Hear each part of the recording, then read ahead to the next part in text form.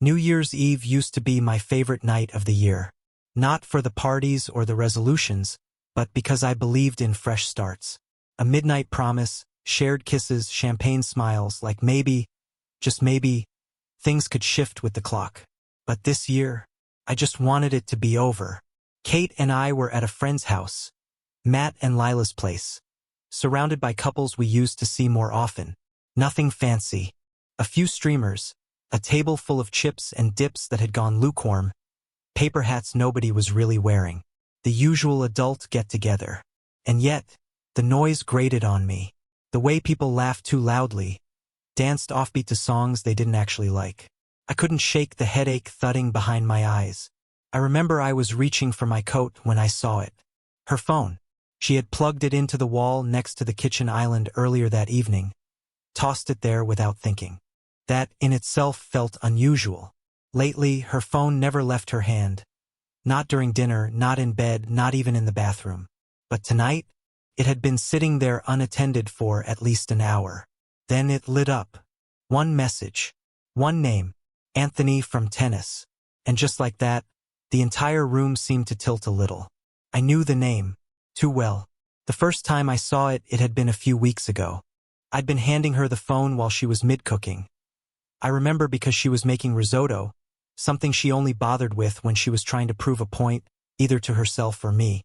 The message said, "Miss seeing that wicked backhand." I remember frowning.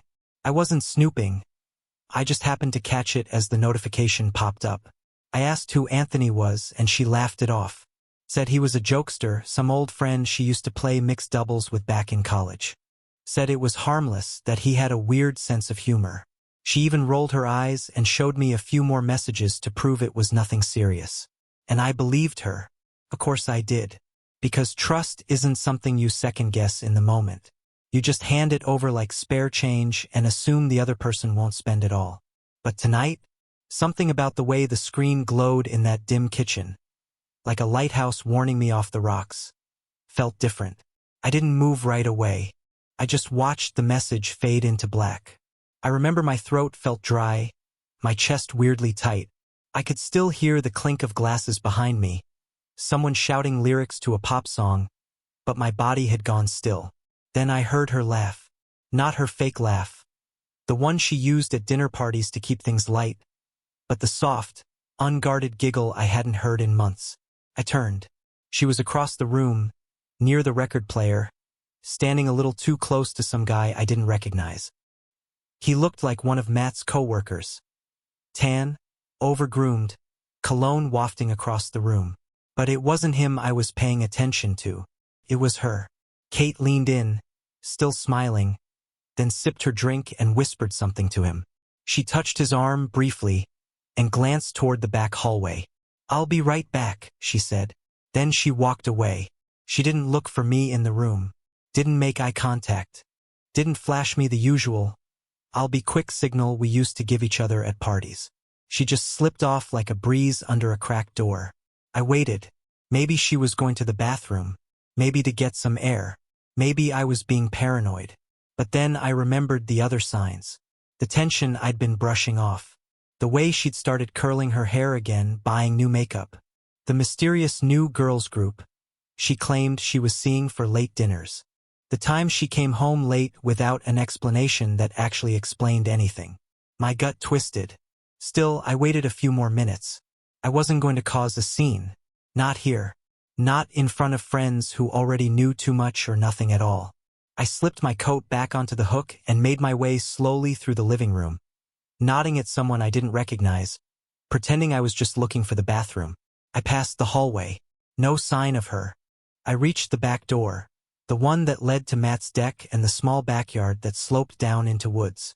It was still open, just a crack.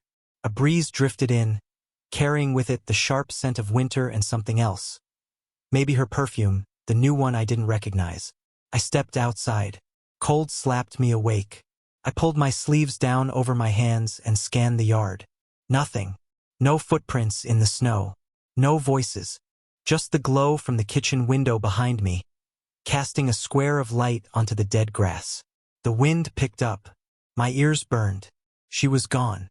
I stood there for a while, hoping maybe she'd circle back from wherever she'd gone. Maybe she was helping someone. Maybe there was a perfectly good reason. But in my chest, I already knew there wasn't. I went back inside before I froze. By the time I returned to the party, Kate was back. Sitting on the arm of a couch, holding a fresh drink, chatting with Lila like nothing had happened. Her cheeks were flushed from the cold. Her eyes landed on me as I came in, just briefly. "There you are," she said a little too cheerfully. "You disappeared."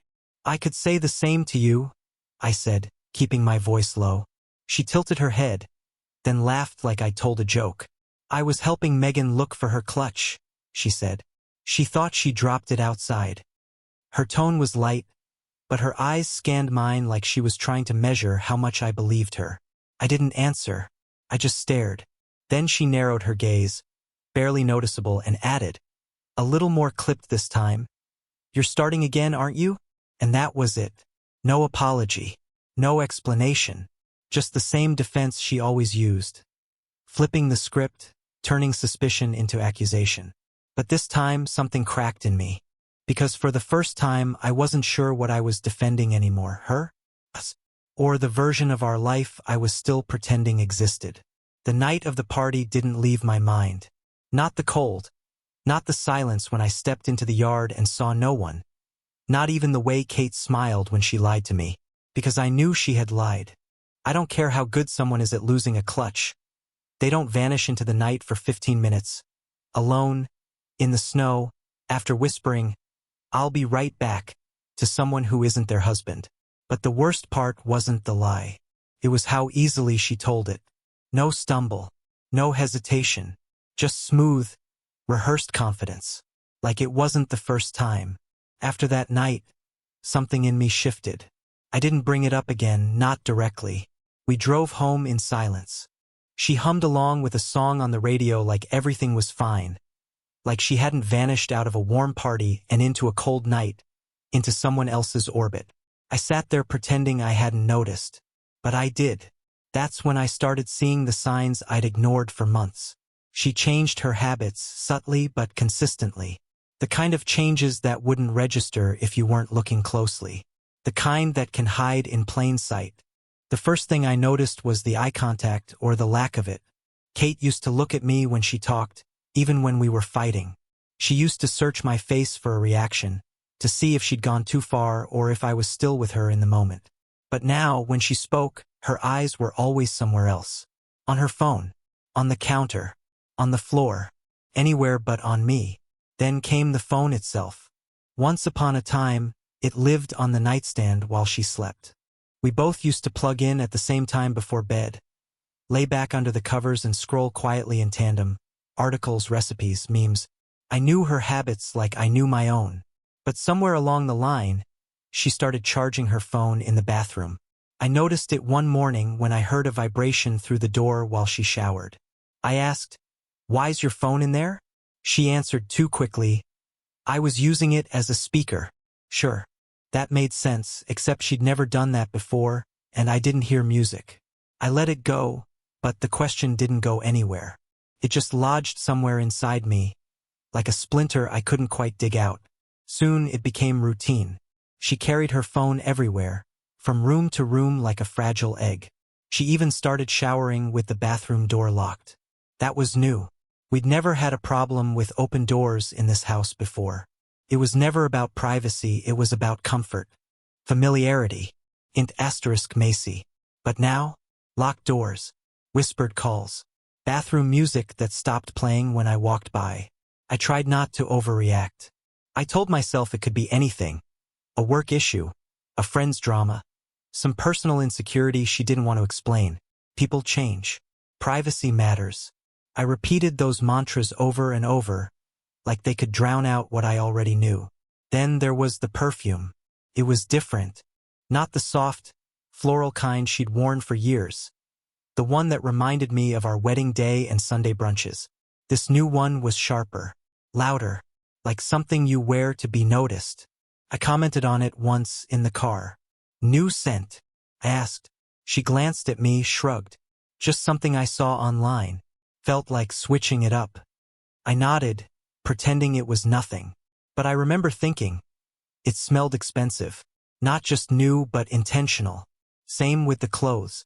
Suddenly, our bedroom started filling with sleek little shopping bags from boutiques I didn't recognize. She used to love Target. Said it was easy, affordable, cute enough. Now she was slipping into dresses that came with embossed tags and tissue paper. Jewelry that matched too perfectly. Blazers I'd never seen before. And when I asked, gently, what the occasion was, she said, "I'm just reclaiming my style." That word stuck with me. Reclaiming. Like it had been taken from her. I wanted to be happy for her. Really, I did. Maybe this was some kind of rediscovery. A woman in her early 30s figuring out who she was again. She was still young. Still beautiful. Still chasing something. But when I looked at her, the new clothes, the new scent, the way she triple-checked her reflection before leaving the house, I didn't see someone finding themselves. I saw someone leaving someone else behind. And I didn't know how to ask if that someone was me. Her mornings changed too. They used to be frantic. She'd wake up late, skip breakfast, throw on the first clean sweater she could find. We used to bump into each other in the kitchen, stealing each other's toast and laughing about running behind. But now, her mornings became slow, purposeful. She started waking up an hour earlier, curling her hair in the hallway mirror, lining her lips with absolute precision. She drank coffee in silence, checked her phone. Sometimes I'd come downstairs and she wouldn't even look up. Just sip, scroll, vanish. Her evenings stretched too. She started staying out later, work dinners, evening runs, yoga classes, book club. Every night had an excuse. Always solo, always vague. I kept waiting for her to invite me to something. To say, hey, come with me. Or want to grab a drink after work like we used to. But it never came. I tried to bring it up one night, after she came home late from one of her meetings. I was already in bed, pretending to sleep. I heard her enter quietly, like a guest. She took off her heels in the hallway and padded in barefoot. Her phone buzzed again. I turned over. "You're out late." She paused at the dresser. "Yeah, it ran long." "Where were you?" I asked. She turned, her face calm. "Work dinner." "Why?" "Just wondered. You didn't text." Her brow lifted. "You used to tell me I was bad at texting.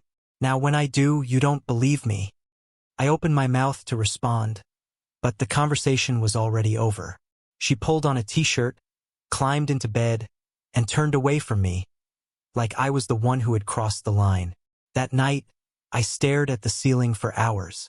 I wanted to say something, anything, to ask if we were okay, if there was someone else, if I was imagining all of it. The clothes, the secrecy, the scent of cologne I knew wasn't mine. But I didn't want the answer. Not really. I still had hope that maybe we were just in a rough patch. That's what I kept telling myself. A pause isn't the end. It just means we're catching our breath. But the thing about pauses is you come back from them. Kate wasn't coming back. She kept walking further away, day after day, like she was quietly rewriting our story in real time. Not with one big betrayal, but 1,000 little ones. The next morning, I found her on the porch, sipping her coffee in a silk robe. She was scrolling again, smiling. "What's funny?" I asked, trying to sound casual. She locked her phone and turned toward me. "Just a meme. You wouldn't get it." And she was right. I didn't get it. I didn't get any of it anymore. She'd changed. Her voice, her style, her schedule, her everything. And I had ignored the obvious because I still wanted to believe I knew her. But I didn't. Not anymore. I don't remember the exact day the pretending stopped. It wasn't dramatic. No shouting, no slammed doors. It just faded. Like the final seconds of a song you once loved but no longer hear. The silence between us had become routine. Some nights I'd forget we used to talk over dinner. I'd catch her staring at her phone, smiling, thumbs moving fast, and I'd wonder, when was the last time she smiled like that at me? She said things were just busy. Work was intense. Deadlines, team retreats, strategy planning.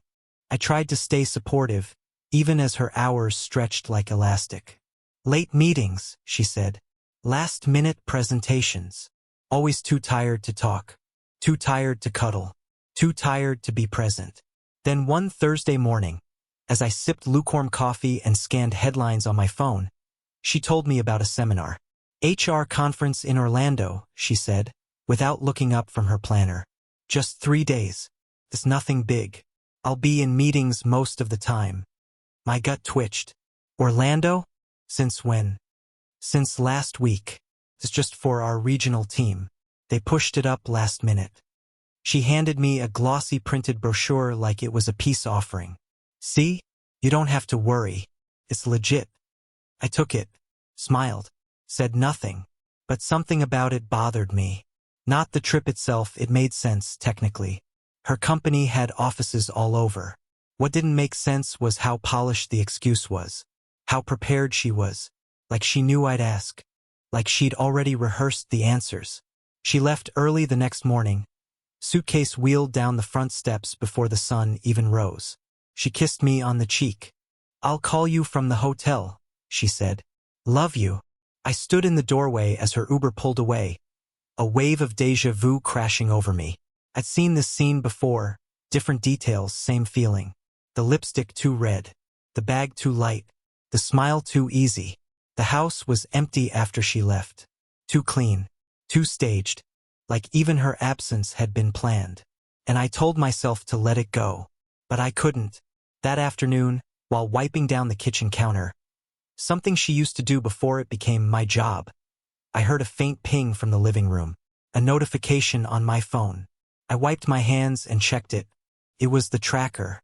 A little tile GPS we'd clipped onto her keyring 2 years ago, after she lost her car keys in a grocery store. She used to joke it was husband spyware, but we kept it because it was practical. I'd honestly forgotten it even existed, until it lit up. Last seen, Edgewater Beach Resort, 14 miles southeast of Orlando. I frowned, opened the map. This wasn't a conference hotel. It wasn't even near downtown. It was a private property, a boutique resort with individual cottages, ocean-facing patios, couples packages, a wine bar. Not corporate, not ordinary.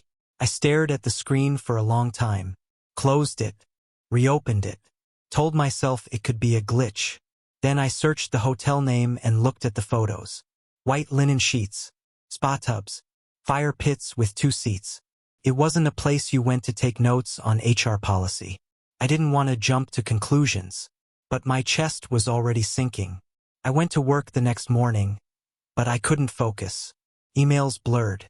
My coworkers' voices felt muffled. By 2 p.m. I had made my decision. I packed my laptop, got in the car, plugged in the address. For hours later, I was there. It was sunset. The sky was bruised orange and lavender, the air thick with salt. Her car was parked at the far end of the lot, tucked beneath a palm tree. I pulled in 2 rows away and K** led the engine. I wasn't shaking. I wasn't even angry. Not yet. I was numb. I sat there for 15 minutes, watching couples walk hand in hand to the lobby, towels over their shoulders, drinks in hand, wearing the kind of ease that comes when you have nothing to hide.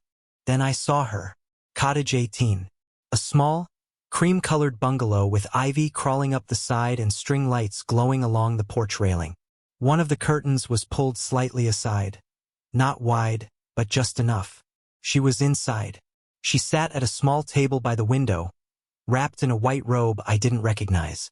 Her hair was damp, curling at the ends. She had a glass of red wine in her hand, and her legs were folded underneath her like she was completely at home. She laughed. Not a forced laugh. Not the laugh she gave me lately, the one that felt like an obligation. This was different. Loose. Light. She wasn't alone. Across from her sat a man. Mid-30s. Tall. Tan. I couldn't see much of his face, but I saw enough. He reached across the table and touched her hand. Just her fingers. She didn't pull away. They looked like they were in their own world. My world felt 100 miles away. I wanted to storm in. I wanted to throw the door open and demand answers, scream her name, drag her back to reality. But I didn't move, because what would I even say? You lied? She already knew that. I trusted you? She knew that too. So I sat there, and I watched. At one point, she stood up, stretched, and walked toward the back of the cottage. Her robe shifted, revealing a black strap beneath. Not lingerie, exactly, but close. The man followed her with his eyes. Then he stood too, carrying both glasses to the counter. I turned away. My heart wasn't racing. It was too heavy for that. It just ached. I don't remember how long I stayed there. Maybe another 15 minutes. Maybe more. The curtain never moved again. The lights dimmed. At some point, I started the car and backed out of the lot. I didn't look back. The drive home was quiet. No music. No podcasts. Just the sound of the tires and the occasional gust of wind against the window. I felt hollow. Not furious. Not broken. Just done.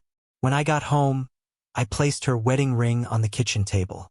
I found our photo album, the one with our honeymoon pictures, her graduation, our first apartment, and set it beside the ring. Then I added my house key to the pile. It was symbolic, maybe petty. I didn't care. The next morning, she returned. She walked in like nothing happened. Like she hadn't just spent a weekend draped in someone else's affection. She brought pastries, coffee, told me about her flight delay, complained about the air conditioning at the conference hotel, said she missed me. I stared at her the whole time. She didn't blink. She didn't ask where her ring was. She didn't even notice the photo album. Or maybe she did and chose not to say anything. "You're quiet," she said, biting into a croissant. I nodded. Once. Then I stood up. Walked into the other room. She didn't follow. She never did. She never asked about the photo album. It sat there on the kitchen table for 3 days, next to her ring and my key, like a silent monument to everything we had built, and everything she had torn through. She walked past it every morning, opening the fridge, pouring her coffee, tapping away on her phone. Not once did she ask why it was there. Not once did she ask what it meant, which told me everything I needed to know. You'd think someone would at least pretend. Act curious. Ask a safe question like, "Were you looking at old pictures?" But Kate, she was silent. Not the guilty kind of silent either. The indifferent kind. The kind that doesn't come from shame, but from calculation. A silence meant to test how long I'd carry the weight before I cracked first. But I didn't crack. I simply shifted. I stopped trying to figure her out. Stopped wondering where she was going when she left at odd hours or who she was texting under the table. I didn't snoop through her bags. Didn't check her call logs. I didn't need to anymore. I had seen enough in that cottage window to last a lifetime. I didn't tell her I'd gone to Florida. I didn't mention the robe, the wine, the man with the soft eyes who made her laugh the way I hadn't in months. I didn't need to. The truth was already rotting between us like a forgotten fruit bowl, stinking up the house even as we both pretended it wasn't there. And once I made peace with that, I felt lighter. Not better, not stronger, but still lighter. I started to detach. Not in a cruel way. I still loaded the dishwasher after dinner. Still folded laundry on Sundays. Still brought in the mail. But I wasn't really there anymore. My mind drifted in the quiet hours. I began to picture what life would look like if I weren't sitting across from her every morning, pretending not to notice the lipstick smudges on her coffee cup, the same shade she wore when she came home from her conference. I started sleeping in the guest room. At first, I said it was because of my snoring. I blamed allergies, stress, bad sleep posture. She barely reacted. Just nodded, said, "Do what you need to do." No offer to come with me. No attempt to fix what was broken. She seemed relieved. A week went by like that. Then another. Our house, once filled with the kind of small routines that make a life, became a place of transitions. She would come and go. I would come and go. Our paths crossed like strangers in a hotel hallway. She started keeping her bag closer to the door. It used to live in our closet, slouched on a shelf next to mine. Now it stood upright by the front mat, packed, upright, ready, like she could be gone at a moment's notice. She started dressing even nicer, too. Her earrings sparkled. Her heels clicked with intention. Her lipstick changed again, now darker, bolder, more confident. She wore it like armor. One night, I passed her in the hallway as she grabbed her keys. "Working late?" I asked. She didn't stop walking. Something like that. She didn't even ask me if I needed anything. No, want me to bring food? No check-in. Just gone. I watched her pull out of the driveway from the front window, the car reversing in that smooth, practiced way she always had. And I realized something then. She had already left. Not physically, maybe, but the version of her that used to come home to me, the one who'd steal my fries or rest her head on my shoulder during reruns. She was long gone. The body was still here, but the soul was on vacation. Permanent vacation. So I made my decision. I wasn't going to fight for her anymore. Not because I didn't love her, but because I wasn't going to beg someone to stay where they no longer wanted to be. That wasn't love. That was ego. And I'd lost enough of myself already. I waited for the right moment. Not because I was planning some cinematic exit. There were no grand gestures in my mind. No scene. No yelling. Just quiet. I wanted my exit to be the opposite of her betrayal. Intentional. Private. Sharp as a knife slipped between pages. I started packing. Not everything. Just the essentials.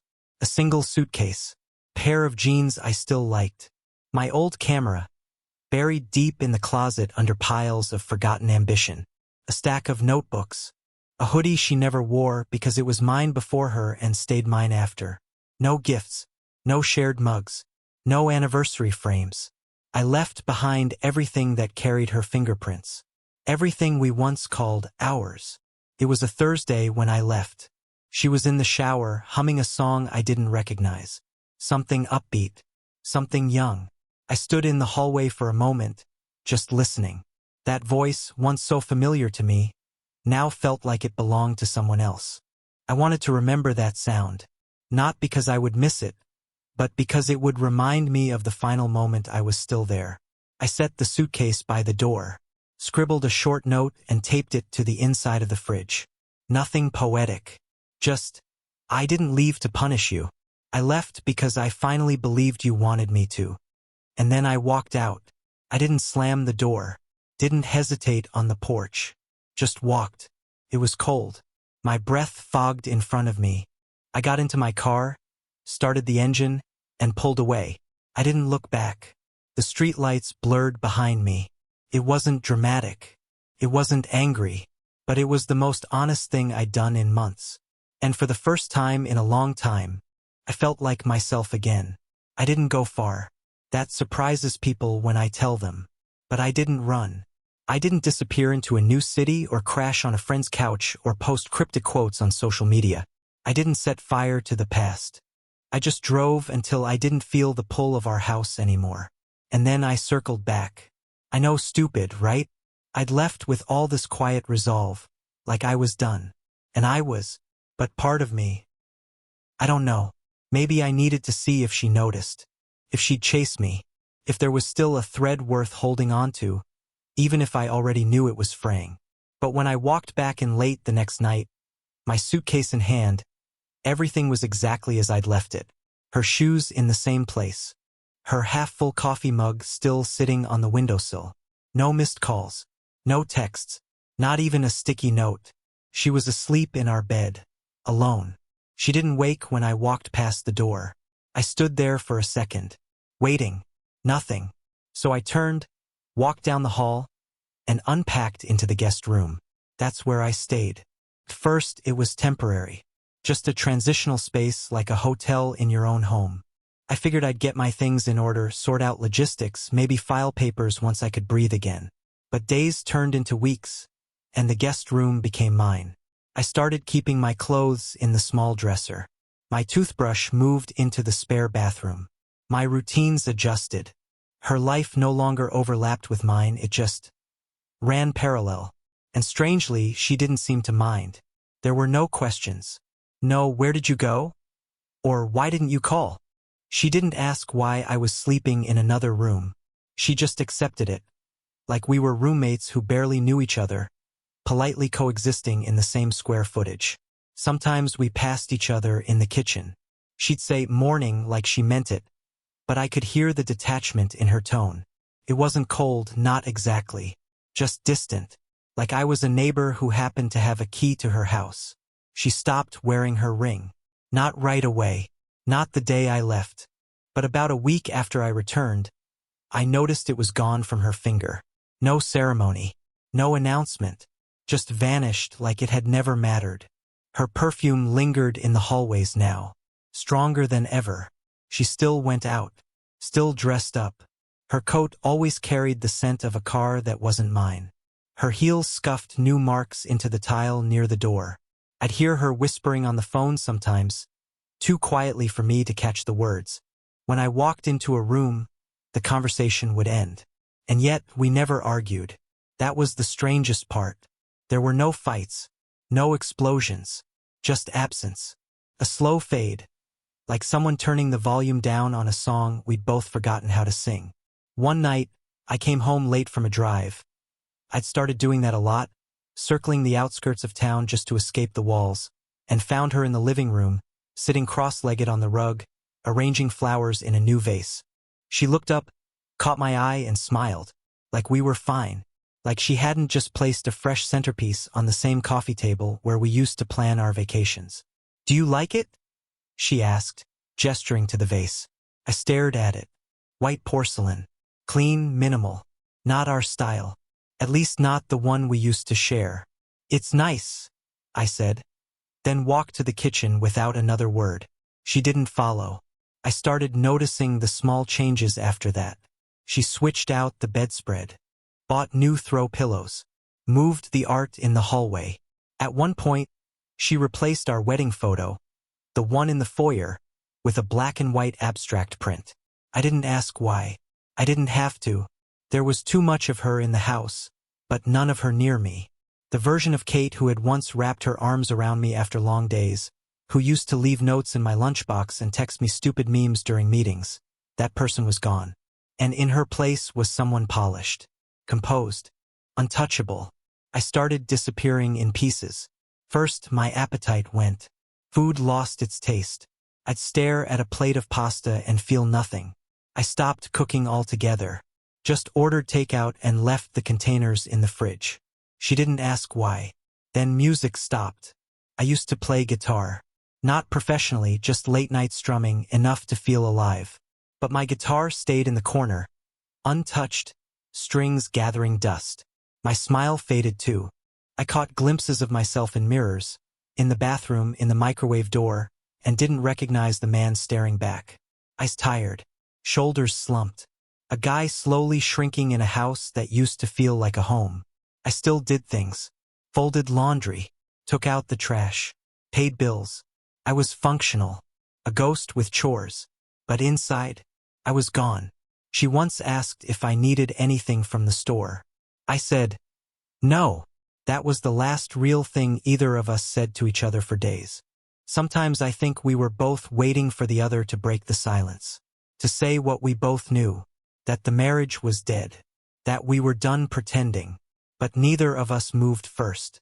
Maybe we were both cowards, or maybe it was grief, quiet, numbing grief for something we'd already lost but hadn't yet buried.